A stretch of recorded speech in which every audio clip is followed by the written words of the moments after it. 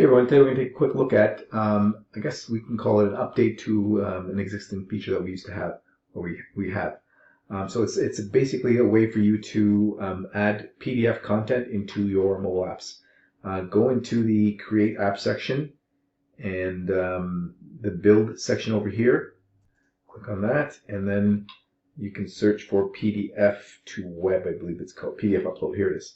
So it's called PDF upload. Make sure that's turned on, it's active. Okay. And we'll go back to our app list here, and once that's turned on, log into your app dashboard, and you'll find it in the features section over here, PDF upload. Okay, and basically you're taking a PDF and creating a PDF link that you can now house in your app. Let me grab a PDF.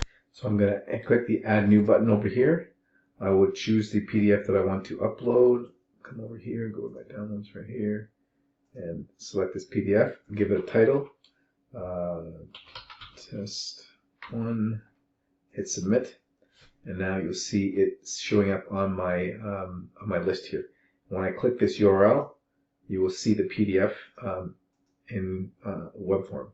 So you can now have the PDF directly on your in your apps, and how you can also add that into your apps is with a web link. Or so what you would do is basically copy this URL, okay, copy that, and then go down into your settings, your home screen, and you can basically just come here and create a hotspot on the home screen and give it, call it a website, and paste that link in here. Make sure that it's pasted properly. Hit save. Now, whenever anyone touches this area on your app's home screen, it will automatically open up that PDF you just created. Yeah, so it's a really cool way of putting some content together. You can make a different home screen with our multifunction and have multiple PDFs listed and whatnot. As usual, if you have any questions or feedback, please don't hesitate to reach out. Thank you.